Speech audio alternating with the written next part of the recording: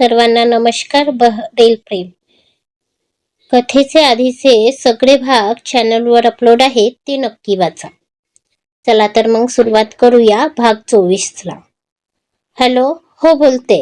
हो, नक्कीच भेटू उद्या कॉलेजमध्ये. Bye, miss you. वेदांतिकाने बोलून फोन ठेवलाच होता की खोलीच्या दारावर उभ्या असलेल्या अभिच्या रागात मुठी घट्ट झाल्या. नक्की ही कोणासोबत बोलत होती आणि कोणाला मिस यू बोलली?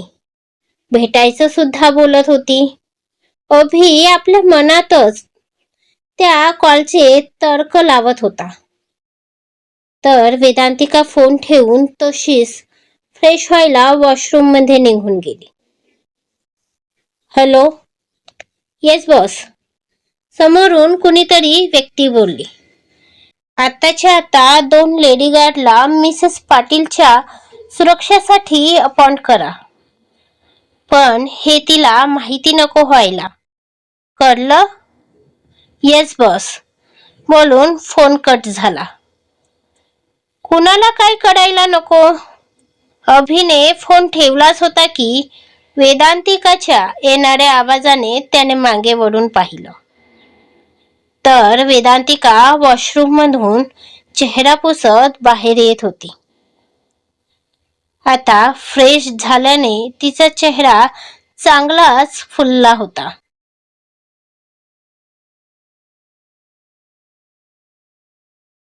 नथिंग बोलून अभि तसाच फ्रेश व्हायला निघून गेला.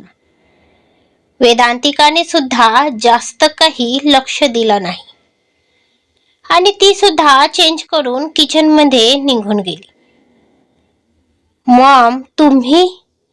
चला, तुम्ही आता आराम करा, मी करते सगळं, बोलून वेदांतिकाने साधना यांना हाताला धरून किचन बाहेर काढलं. अगं काय करतेस? साधना वेदांतिकाला बोलली. गुडिया, तू चक्क सासूला हाताला धरून काढतेस? कोणी बघितलं तर काय बोलतील? वसंतराव हसत. बोलतील तर बोलतील आजोबा, मला फरक पडत नाही. पण मी घरी असताना जर मॉमने काम केलं ना, तर मात्र मला फरक पडेल. वेदांतिका लटक्या रागात. तसे वसंतराव आणि साधना तिचा तो गोड राग बघून हसू लागले. आता वेदांतिका बऱ्यापैकी इथल्या घरी रुळली होती. तिला घरच्या सगळ्यांच्या स्वभावाची प्रचिती आली होती आणि तिला हे सुद्धा समजले होते की एक तिचा सडू राक्षस सोडला की घरचे बाकी सगळे अगदी तिच्या घरच्यांसारखेच आहेत. आणि आरव तर काय, तिचा दादाच झाला होता. मॉम, माझी कॉफी. अभिचा आवाज आला. मी करते. साधना यांना पुन्हा समोर किचन मध्ये पाय ठेवताना बघून वेदांतिका बोलली. बरं, तूच कर. आणि बाबा, तसही आता माझी सून आली आहे, तर आता ना मी सासू पण गाजविणार आहे, साधना वसंतराव यांना सांगत. आणि सुनबाई, मी खूप स्ट्रिक्ट सासू होणार आहे बरं का? हो हो, कळलं, बोलून वेदांतिका हसतच कॉफी करायला किचन मध्ये निघून गेली. 5 मिनिटात वेदांतिकाने कॉफी रेडी केली. ताई, तुम्ही हे यांना नेऊन देता का? तोपर्यंत मी दुसरं बघते. वेदांतिकाने मेडच्या हातात कॉफी दिली. तशी ती मेड किचन बाहेर पडली. खरं तर तिलाच न्यायची होती अभिसाठी कॉफी, पण अभिच्या भीतीने तिचं धाडसच झालं नाही. इकडे ती मेड कॉफी घेऊन अभिच्या खोलीत जाणार की साधना यांचं लक्ष तिच्यावर गेलं. राधा कुठे? त्यांनी विचारलं. मॅडम, ते छोट्या मॅडमने छोट्या साहेबांसाठी कॉफी द्यायला सांगितली. आणि इकडे मी देते नेऊन. साधना तिच्या हातून तो ट्रे घेत बोलली. तशी ती मेड निघून गेली. तर साधना तो ट्रे घेऊन हसतच अभिच्या खोलीत गेली. त्यांना सुद्धा अभि कसा रिॲक्ट करतो हे बघायचं होतं. अभि, तुझी कॉफी. साधना अभिसमोर कॉफी मग धरत. अभिने ती घेतली आणि तोंडाला लावली. तर साधना अजूनही त्यालाच बघत होती. वाव मॉम, कॉफी खूप छान झाली. तू काही वेगळ्या पद्धतीने केली का? अभि हलकं हसतच बोलला. आज कॉफी मी नाही केली. साधना इतकंच बोलली की अभिने त्यांना चमकून पाहिलं. तुझ्या बायकोने केली. आणि तुला आधीच सांगतो, मी तिला काही मदत केली नाही. अभि समोर काय विचारेल हे समजून साधना आधीच बोलून मोकळी झाली आणि हसतच तिथून निघून गेली. आणि हो, आता ती कॉफी संपव, नाहीतर गार होईल. साधना जाता जाता दारावर थाप देत बोलली आणि पुन्हा तशीच एक नजर अभिवर टाकून निघून गेली. तर अभि गालात हसत ती कॉफी पिऊ लागला. ज्या बायकोला त्याने गावंढळ समजले होते, तिला साधी कॉफी करता येणार नाही असं त्याला वाटलं होतं, तीच बायको आता त्याला आपल्यातले गुण दाखवत होती. पण अभि सर, तुम्ही अजून तर तिचे बाकीचे गुण बघितलेच नाही आहेत. ही तर तिची एकच बाजू आहे.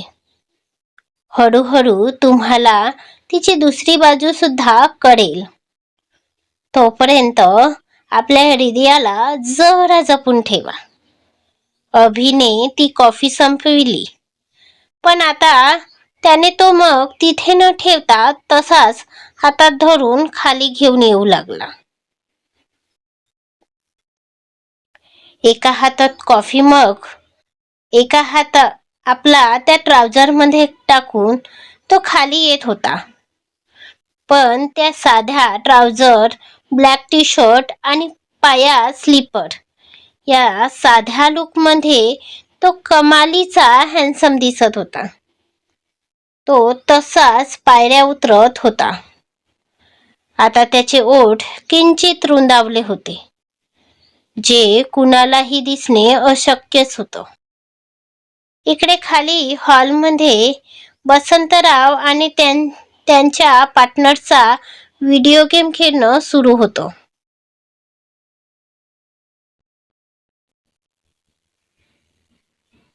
तर साधना तिथेच बसून राजीवजी सोबत बोलत होती.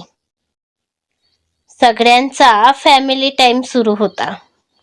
आणि अचानक बोलता बोलता साधना यांचं लक्ष पायऱ्यावरून हातात कॉफी मग घेऊन येणाऱ्या आपल्या लेकरावर गेलं.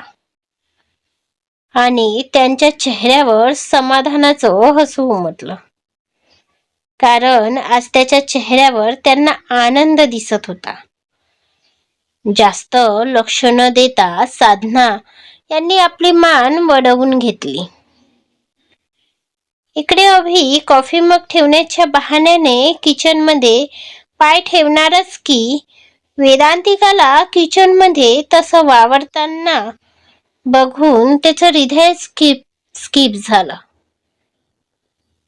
वेदांतिकाने आता आपली ओढणी साईड करून घेत एका बाजूने बांधून घेतली होती. तिचे थोडे केस क्लचर मधून सुटून समोर आले होते, ज्यामुळे तिला काम करताना अडचण येत होती. आणि ती सतत एका हाताने ते बाजूला सारण्याचा काम करत होती. ज्यामुळे तिच्या कपाळावर थोडं पीठ लागलेलं आणि रोजचाच मेकअप. पण तरीही या मेसी लुकमध्ये सुद्धा अभिला त्याची निरागस बाहुली जगातील सगळ्यात सुंदर मुलगी दिसत होती. तो तसाच दाराला टेकून वेदांतिकाला बघण्यात इतका हरवला होता की आरव वसंतराव कधी त्याच्या बाजूला येऊन उभे झाले त्याला कळलंच नाही. तो अजूनही वेदांतिकाला बघण्यात गुंतला होता, तर आरव आणि वसंतराव त्याला बघण्यात. वेदांतिकाला बघून त्याच्या चेहऱ्यावर बदलणारे ते भाव बघून ते दोघे कसे तरी आपले हसू गालात दाबून होते. तितक्यात ओ शिट म्हणून अभि किचनच्या आत धावला. तसे त्या दोघांचे लक्ष सुद्धा तिकडे गेले आणि समोर बघून ते थक्कच झाले. सोबतच दोघांचे ओठ रुंदावले. वेदांतिका आता अभिच्या हातावर होती, तर अभिने तिला कमरेत पकडून ठेवले होते. तर झालं असं होतं की वेदांतिका आपल्याच कामात गुंतली होती. तितक्यात तिचा तोल गेला. बाजूला उभा असलेला शेफ तिला धरणारच की अगोदरच अभिने जाऊन तिला पकडली. असा कसा हा राक्षस कुणालाही तिला हात लावू देणार होता बरं, ते सुद्धा तो असताना. तर त्याला तिथे अचानक बघून वेदांतिकाचे डोळेच मोठे झाले. त्यात भांड्यांच्या होणाऱ्या आवाजाने आता हॉलमध्ये बोलत असणारे साधना आणि राजीव सुद्धा काळजीने तिकडे आले. तर समोरचं दृश्य ते दोघेही लाजत तिथून निघून गेले. पण सगळ्या जगाची लाज या दोन पार्टनरने विकून खाल्ली होती, म्हणून त्या दोघांना डोळे फाडून बघत हसत होते. तर इकडे वेदांतिका आणि अभि अजूनही एकमेकांच्या डोळ्यात हरवले होते. अभि तर तिला पापणीही न हलवता बघत होता. वसंतराव यांनी स्टाफला इशारा केला तसे ते सुद्धा आवाज न करता किचन बाहेर पडले. तर त्यांनी आरवला सुद्धा तिथून चालण्याचा इशारा केला तसा तो सुद्धा हलकं हसत त्यांच्या मागे गेला. आता आत फक्त ते दोघे लवबर्ड्स होते. सॉरी बोलून वेदांतिकाने उठण्याचा प्रयत्न केला, पण पुन्हा तिचा पाय स्लिप झाला आणि ती पडणारच की अभिने पुन्हा तिला पकडले. तसा वारंवार होणारा त्याचा स्पर्श वेदांतिकाच्या अंगावर गोड शहारा आणत होते. त्यात नुकताच फ्रेश झाल्याने त्याच्या अंगातून येणाऱ्या बॉडीवॉशचा तो मंद सुगंध तिला वेड लावण्याचं काम करत होते. तर अभिची हालत सुद्धा काही वेगळी नव्हती. वेदांतिकाचं इतक्या जवळ असणे त्याचे ठोके वाढवण्याचा काम करत होते.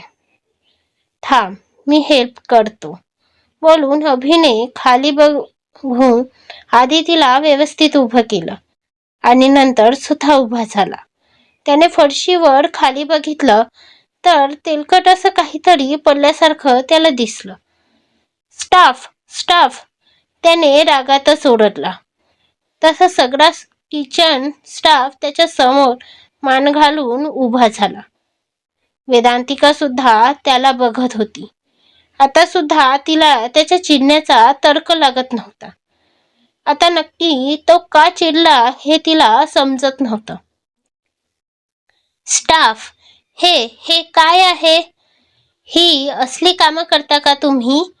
यासाठी तुम्हाला इतका पगार मिळतो का? अभि ते तेलकट डागाकडे बघत त्यांना ओरडत होता. सॉरी सर बोलून एका स्टाफने ते लगेच क्लीन करायला घेतलं. तर ते छोटंसं कारण बघून वेदांतिकाने मनातच आपल्या कपाळावर हात मारून घेतला. खरीच राक्षस होता तिचा नवरा, छोट्या छोट्या गोष्टीत लोकांची बँड वाजवणार. पण तरीही आता तिला तो गोड राक्षस दिसत होता. आरू पार्टनर, तुझ्या दादाला लोकांवर ओरडल्याशिवाय जेवण पचत नाही का रे? जेव्हा बघावं तेव्हा लोकांच्या मानगुटीवर बसला असतो वेताडासारखा. आताही अभिचं ओरडणं सुरूच आहे बघून आरवला बोलले, ज्यावर आरवने फक्त स्मित हसू दिलं. अहो काय हे, थोडंसं तर पडलेलं आहे ते, त्यासाठी इतकं का ओरडत आहात? आणि मुळात म्हणजे तुम्ही किचन मध्ये आलेच कसे? वेदांतिका अभिला बघून त्याच्यावर डोळे बारीक करत बोलली. तसा बिचारा अभि चाचपला. आता काय सांगणार होता तो तिला? आता बोला ना, तुम्ही किचन मध्ये कसे? वेदांतिकाची थांबलेली ट्रेन पुन्हा सुटली. तसा आता अभिने आपल्याच मूर्खपणावर स्वतःला मनातच मारून घेतलं. कारण समोर जर तो आता काही बोलला असता तर त्याची ही तुफान मेल पुन्हा सुरू झाली असती. बरोबर कोंडीत पकडलं होतं या राक्षसाला त्याच्या तुफान मेलने. आता गप्प का? वेदांतिका तो बोलत नाही म्हणून इशाऱ्याने त्याला विचारलं. तसं अभिने एक तिरकी नजर तिथे उभ्या असणाऱ्या स्टाफवर टाकली, तर ते सगळे आता आपल्या बॉसची हालत बघून आपलं हसू दाबत होते. आता राक्षस असो की साधारण माणूस, जेव्हा बायको बोलायला लागते तेव्हा गप्पच राहणं जास्त पसंत करतो. कारण बायको नावाचा प्राणीच तसा असतो.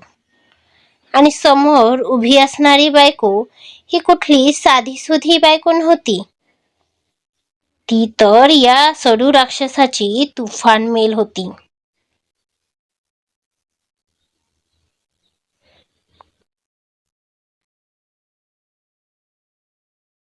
आरू, अरे इतकी शांतता? राक्षस गेला वाटतो खोलीत.